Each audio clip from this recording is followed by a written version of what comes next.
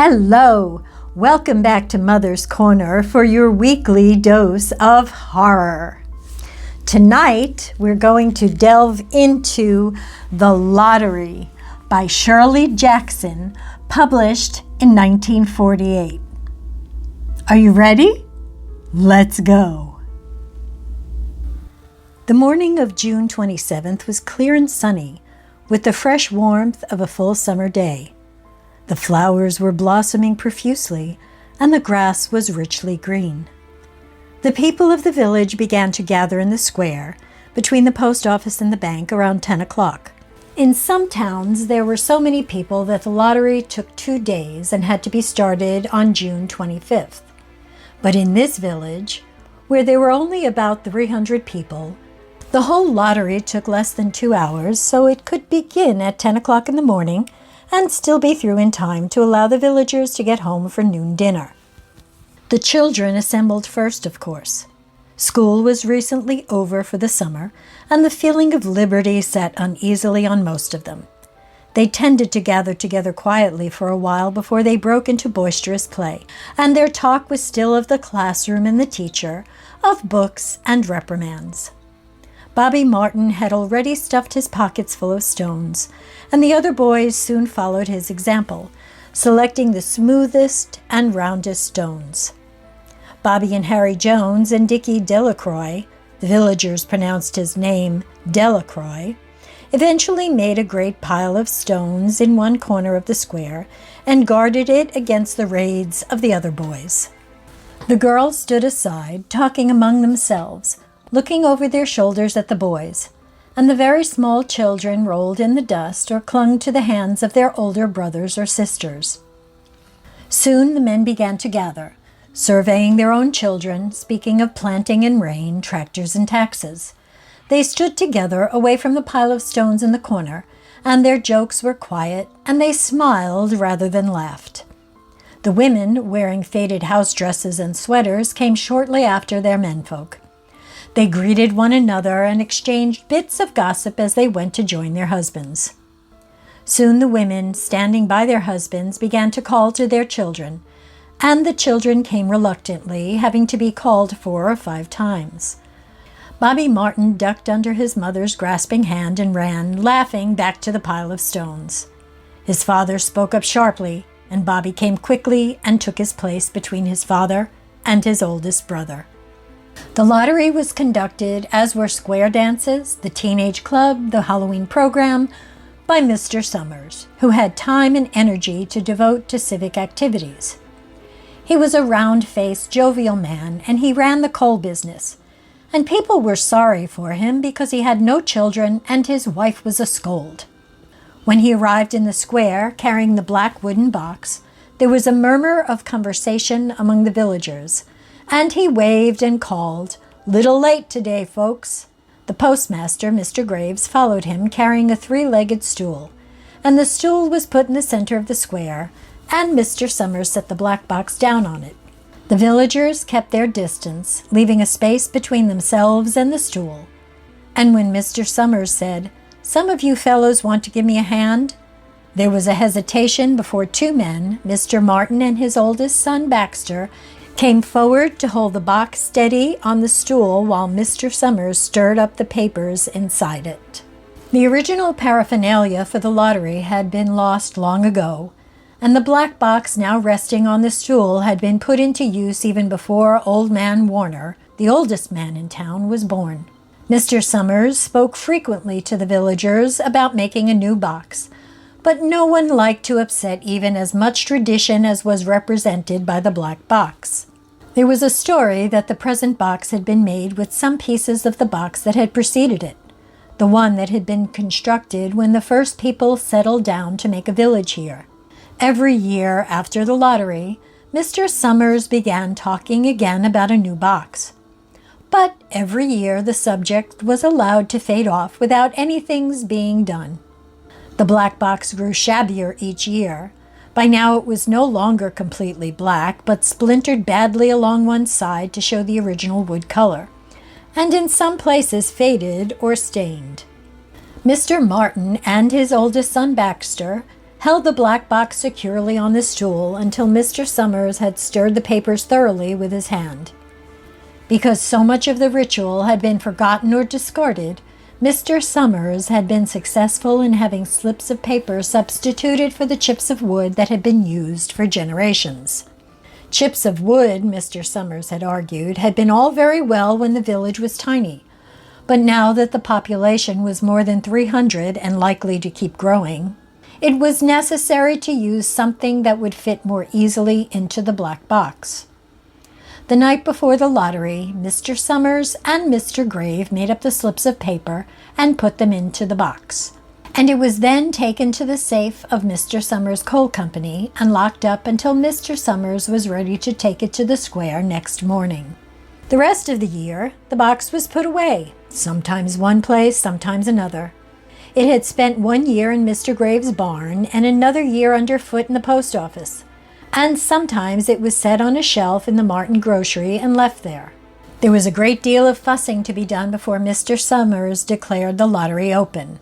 There were lists to make up of heads of families, heads of households in each family, members of each household in each family. There was the proper swearing in of Mr. Summers by the postmaster as the official of the lottery. At one time, some people remembered, there had been a recital of some sort, performed by the official of the lottery, a perfunctory, tuneless chant that had been rattled off duly each year. Some people believed that the official of the lottery used to stand just so when he said or sang it. Others believed that he was supposed to walk among the people. But years and years ago, this part of the ritual had been allowed to lapse.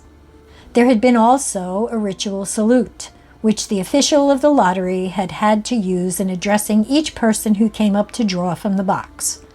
But this also had changed with time, until now it was felt necessary only for the official to speak to each person approaching. Mr. Summers was very good at this. In his clean white shirt and blue jeans, with one hand resting carelessly on the black box, he seemed very proper and important as he talked interminably to Mr. Graves and the Martins. Just as Mr. Summers finally left off talking and turned to the assembled villagers, Mrs. Hutchinson came hurriedly along the path to the square, her sweater thrown over her shoulder, and slid into place in the back of the crowd. "Clean forgot what day it was," she said to Mrs. Delacroix, who stood next to her, and they both laughed softly. "Thought my old man was out back stacking wood," Mrs. Hutchinson went on. "And then I looked out the window and the kids were gone, and then I remembered it was the 27th and came a-running." She dried her hands on her apron, and Mrs. Delacroix said, "You're in time, though. They're still talking away up there." Mrs. Hutchinson craned her neck to see through the crowd and found her husband and children standing near the front. She tapped Mrs. Delacroix on the arm as a farewell and began to make her way through the crowd. The people separated good-humoredly to let her through. 2 or 3 people said, in voices just loud enough to be heard across the crowd, "Here comes your Mrs. Hutchinson," and, "Bill, she made it after all." Mrs. Hutchinson reached her husband, and Mr. Summers, who had been waiting, said cheerfully, "Thought we were going to have to get on without you, Tessie." Mrs. Hutchinson said, grinning, "Wouldn't have me leaving mid-dishes in the sink now, would you, Joe?" And soft laughter ran through the crowd as the people stirred back into position after Mrs. Hutchinson's arrival. "Well now," Mr. Summers said soberly, "guess we better get started. Get this over with so's we can go back to work. Anybody ain't here?" "Dunbar," several people said. "Dunbar, Dunbar." Mr. Summers consulted his list. "Clyde Dunbar," he said. "That's right. He's broke his leg, hasn't he? Who's drawing for him?" "Me, I guess," a woman said, and Mr. Summers turned to look at her. "Wife draws for her husband," Mr. Summers said. "Don't you have a grown boy to do it for you, Janie?" Although Mr. Summers and everyone else in the village knew the answer perfectly well, it was the business of the official of the lottery to ask such questions formally. Mr. Summers waited with an expression of polite interest while Mrs. Dunbar answered. "Horace is not but 16 yet," Mrs. Dunbar said regretfully. "Guess I got to fill in for the old man this year." "Right," Mr. Summers said.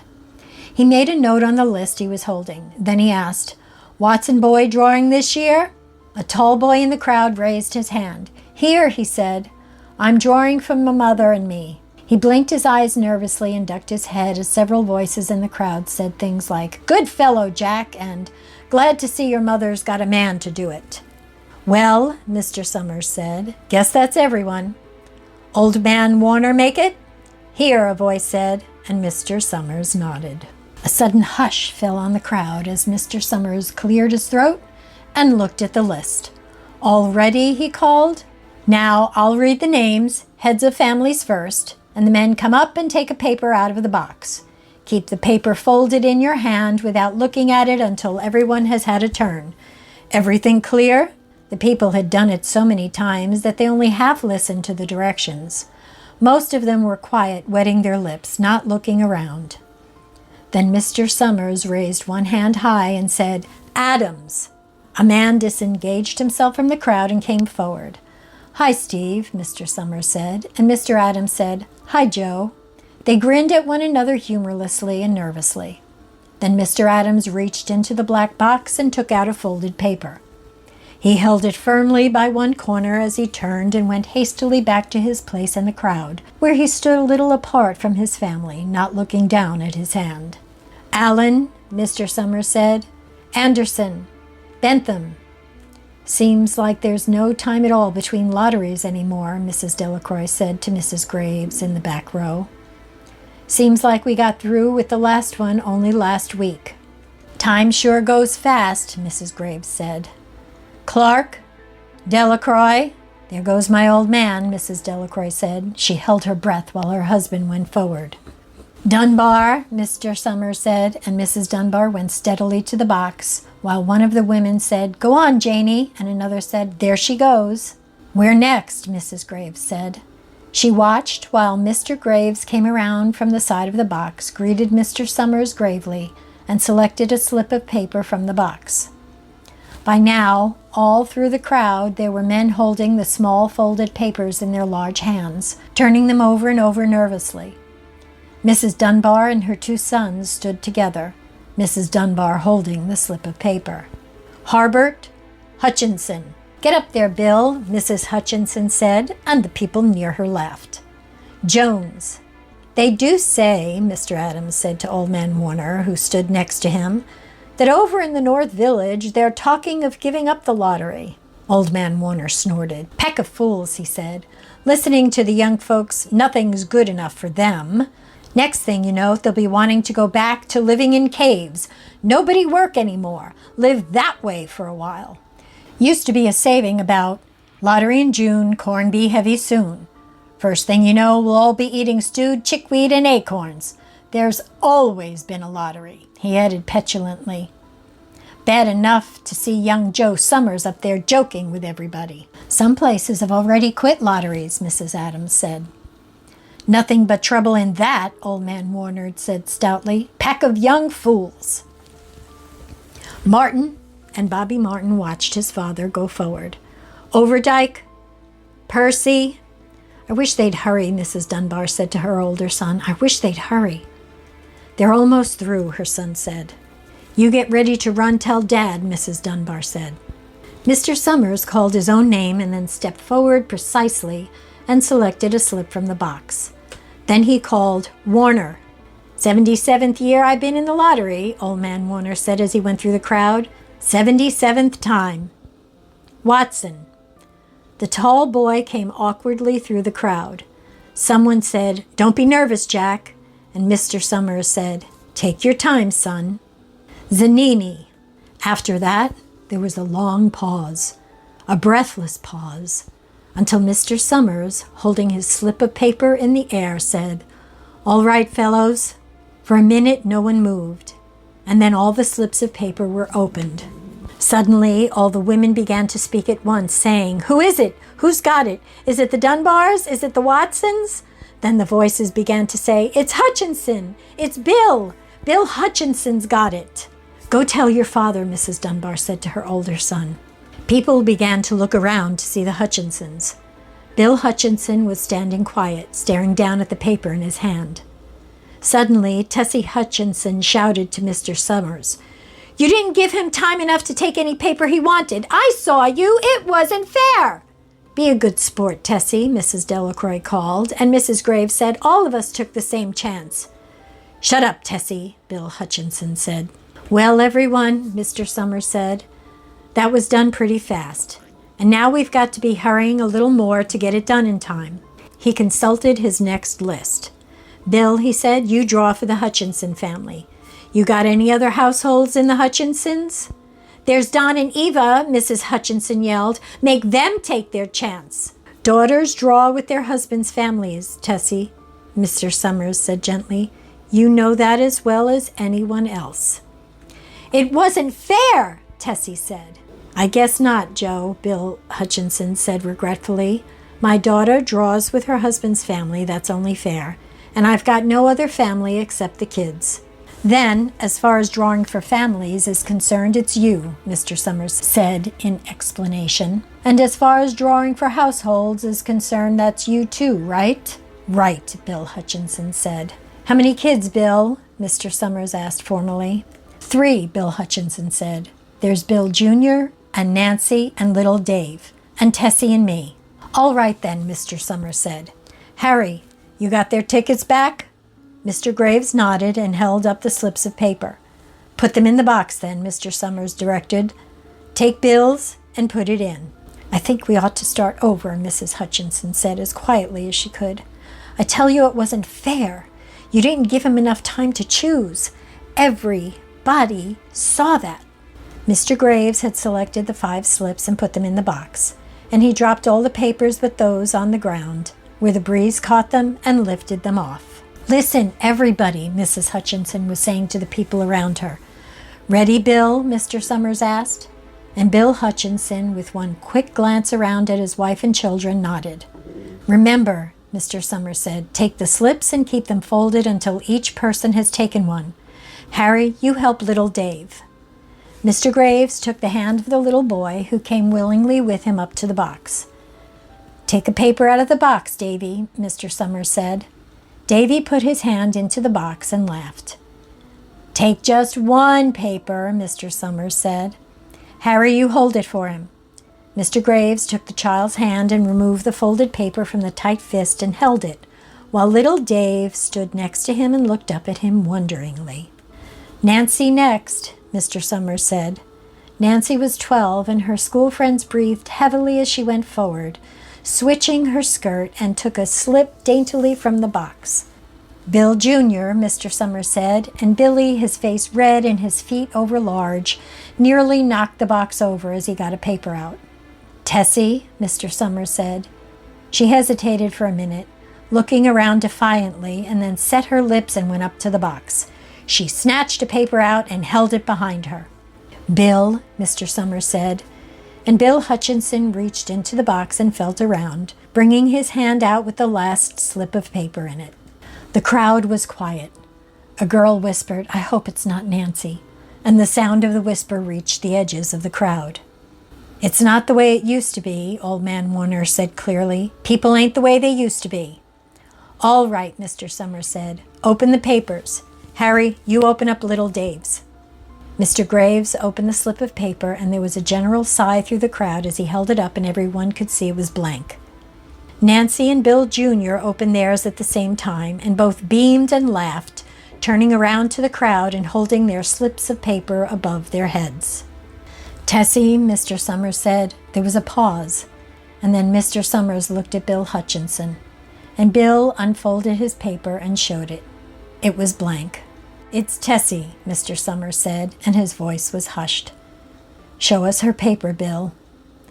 Bill Hutchinson went over to his wife and forced the slip of paper out of her hand. It had a black spot on it. The black spot Mr. Summers had made the night before with the heavy pencil in the coal company office. Bill Hutchinson held it up, and there was a stir in the crowd. "All right, folks," Mr. Summers said, "let's finish quickly." Although the villagers had forgotten the ritual and lost the original black box, they still remembered to use stones. The pile of stones the boys had made earlier was ready. There were stones on the ground with the blowing scraps of paper that had come out of the box. Mrs. Delacroix selected a stone so large she had to pick it up with both hands and turned to Mrs. Dunbar. "Come on," she said. "Hurry up." Mrs. Dunbar had small stones in both hands, and she said, gasping for breath, "I can't run at all. You'll have to go ahead and I'll catch up with you." The children had stones already, and someone gave little Davy Hutchinson a few pebbles. Tessie Hutchinson was in the center of a cleared space by now, and she held her hands out desperately as the villagers moved in on her. "It isn't fair," she said. A stone hit her on the side of the head. Old Man Warner was saying, come on, everyone." Steve Adams was in the front of the crowd of villagers, with Mrs. Graves beside him. "It isn't fair, it isn't right," Mrs. Hutchinson screamed, and then they were upon her. Well, that is one lottery I certainly wouldn't want to win. Although, throwing stones might be fun, I'm curious, what did you think of the Hutchinson family? Let me know in the comments, would you?